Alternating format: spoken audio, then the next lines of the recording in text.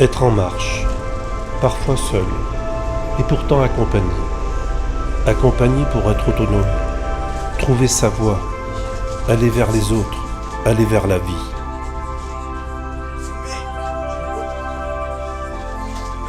L'accompagnement dans la relation, l'action et le temps, pour donner plus d'autonomie, aider à grandir, à vivre, c'est notre ambition première à la page. Et nous agissons aussi pour que d'autres la partagent.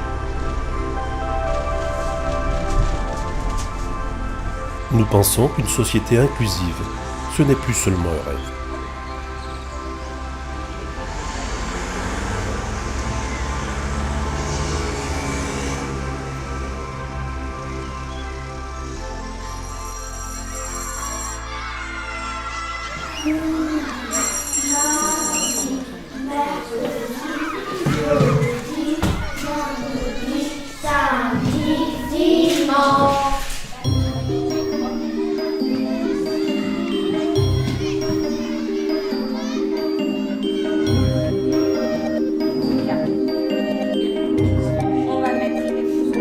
Emmanuelle Artigue, je suis professeure des écoles spécialisées à l'école Guéry, dans une classe qui accueille les enfants en difficulté avec des troubles cognitifs, c'est-à-dire des troubles de la pensée. Ils n'arrivent pas forcément à construire la pensée comme les enfants des classes ordinaires.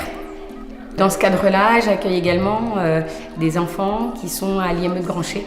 Dans le milieu ordinaire, on pense souvent à la scolarisation et uniquement à la scolarisation.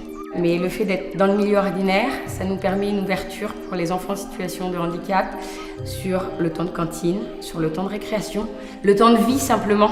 Et le fait d'être dans le milieu ordinaire nous permet vraiment d'avoir accès à toutes les structures, voilà, la piscine, la BMI, le musée. Voilà, et donc d'avoir une scolarité finalement qui ressemble beaucoup à la scolarité des autres enfants.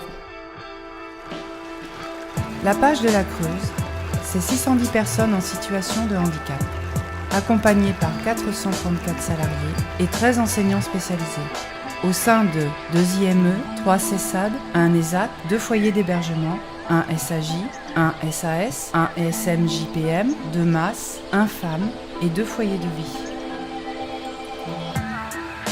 1971, création de la page de la Creuse. 1976, création de la Fédération des APAGES.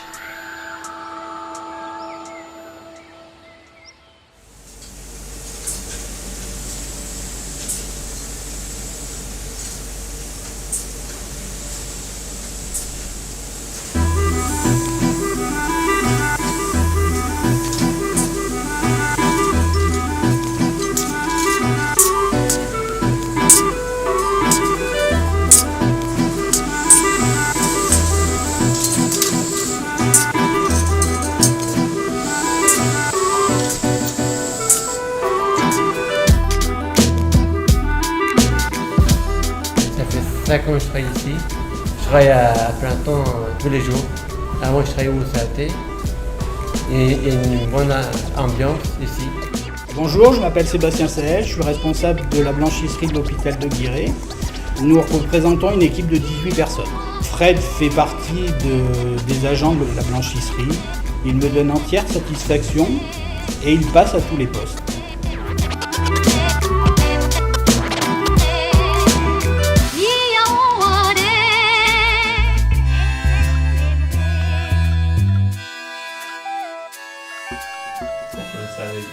Qu'est-ce qu'il en est? Oui, Hagrid, il vient chercher qui? Harry Potter. Oui, il veut l'emmener où? Il a 11 ans, donc où est-ce qu'il peut l'emmener? Il a 11 ans, vous vous souvenez? Dans une école. Corinne Decoutet, enseignante spécialisée. Je travaille cette année avec des jeunes donc, qui sont reconnus handicapés par la MDPH. Pour l'instant, ont eu une orientation en institut spécialisé.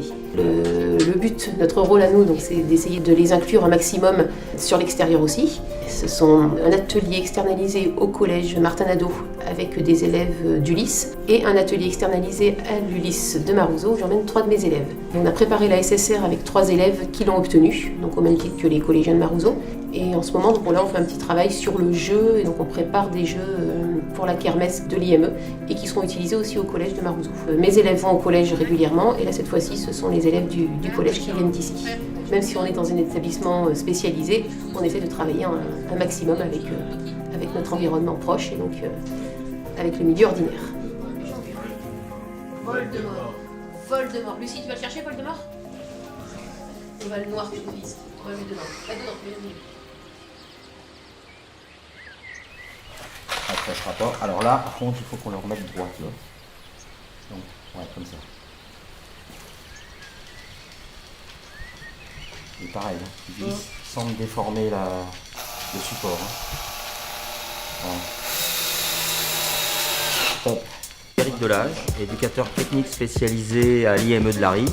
Le but de cet atelier est de faire une première initiation à ce que c'est que le monde du travail dans la spécialité horticulture et bois, avec un objectif principal, je dirais, est une mise au travail progressif et surtout le maniement d'outils qui pourrait éventuellement ensuite inciter les jeunes pris en charge à se tourner vers ce type d'activité.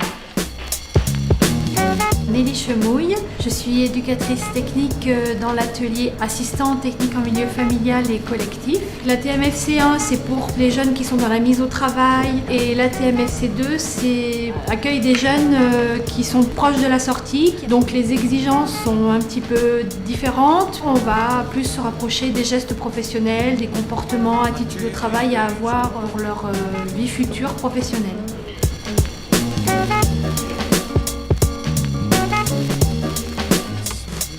Je me nomme Jean-François Néroux, je suis le formateur de cet atelier maçonnerie. Comme on ne peut pas décerner de titre, il faut qu'on prépare nos jeunes vers l'inclusion en lycée professionnel ou vers des formations dites professionnalisantes plutôt que d'aller vers de l'ESAT et du travail protégé qui sera quand même une sortie souvent bénéfique pour tous les jeunes qui ont acquis les capacités de mise et rester au travail avec assiduité et tout ça, qui sont les choses principales demandées en ESAT.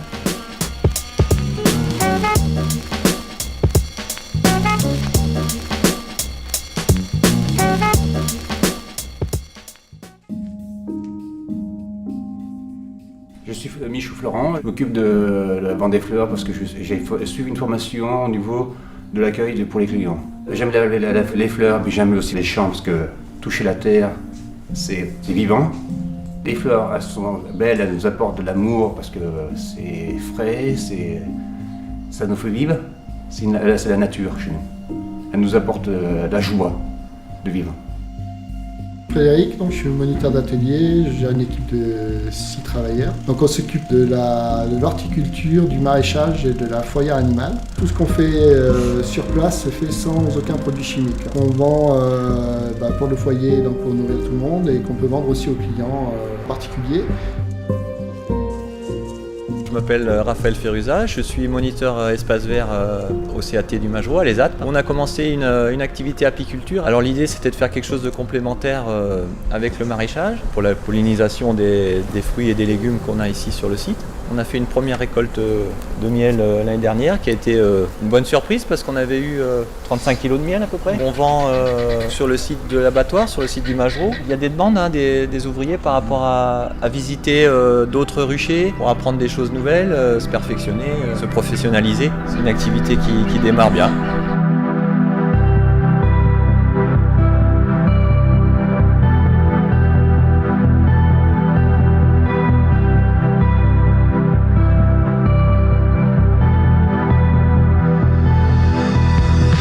Cédric Stenner, je suis moniteur d'atelier au foyer de vie d'Arfeuil-Châtain. Ma collègue éducatrice sportive a lancé il y a 2 ans maintenant une idée de collaboration avec la mairie d'Arfeuil-Châtain et le club des 1000 pattes pour créer des circuits de randonnée sur la commune d'Arfeuil-Châtain. On s'est lancé avec ma collègue et des résidents à tout d'abord trouver des chemins de randonnée et on a 3 circuits actuellement qui sont balisés, fonctionnels sur la commune d'Arfeuil-Châtain. Donc ils sont un bon moyen d'inclure le foyer dans l'environnement local.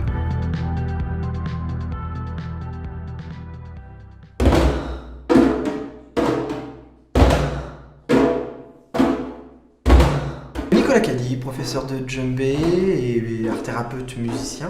C'est un atelier collectif où le but est de se faire plaisir, découvrir quelques petites rythmiques de djembé. Il faut quand même adapter l'enseignement, adapter les morceaux, les techniques, les vitesses d'apprentissage, et pour arriver à un objectif quand même vraiment bénéfique pour chacun.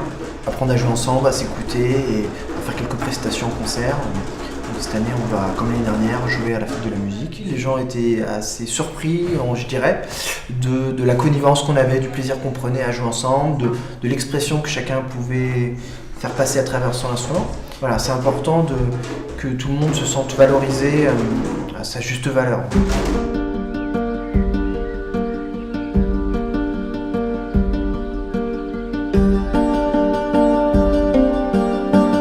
Donc, je suis moniteur éducateur au sein de l'accueil de jour des jeunes polyhandicapés. Le but, c'est de créer du contact avec justement cet animal.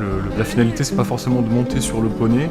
Ça dépend de ce que le jeune souhaite ou suivant ses capacités et aussi son comportement avec l'animal. Mais c'est de prendre contact avec lui, le brosser et de venir à la rencontre de l'animal. Alors, ce qui est bien ici, c'est qu'il n'y a pas seulement des chevaux ou des poneys, il y a aussi des chats, des chiens. Donc c'est vraiment la médiation animale dans sa globalité.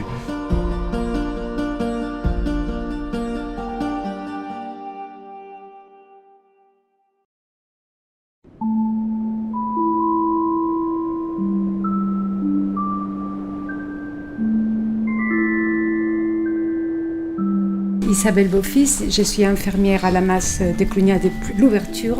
En parallèle, je pratique du yoga depuis de nombreuses années et l'idée m'est venue de faire un atelier de conte yoga et introduire des mouvements du corps, certaines petites postures simples autour du conte pour que les résidents puissent prendre conscience de leur corps et expérimenter des mouvements qu'ils n'avaient pas l'habitude.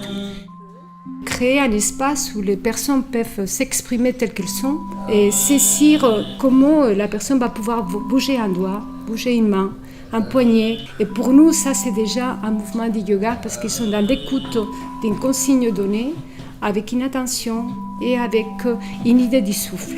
Plop, plop, plop. L'histoire est terminée.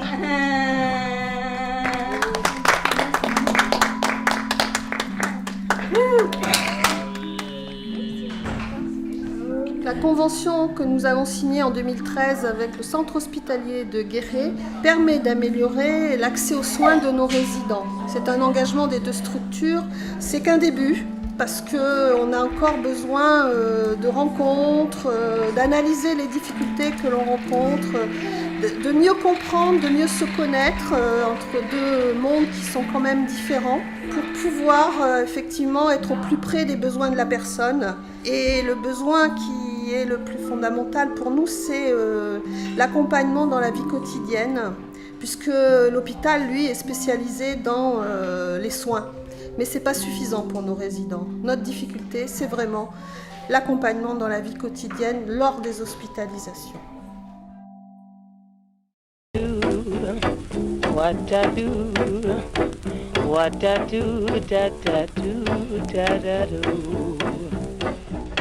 J'avais décidé d'aller au carnaval. Je voulais voir les jeunes de l'IME, mais je ne les ai pas trouvés. Pourtant, ils étaient bien là, avec les autres, tous ensemble dans la même fête. Le carnaval, qui gomme les différences et fait exister chacun, c'est une inclusion exceptionnelle. Mais ce que nous voulons à la page, c'est tomber les masques, que la relation devienne naturelle et que chacun, à tout moment, en tout lieu, trouve sa place de citoyen dans notre société. Notre charte sur l'accessibilité universelle doit imprégner notre action associative. Nous devons être des acteurs forts de sa mise en œuvre. Toujours mieux accompagner la personne en situation de handicap pour un mieux vivre, c'est notre action au quotidien.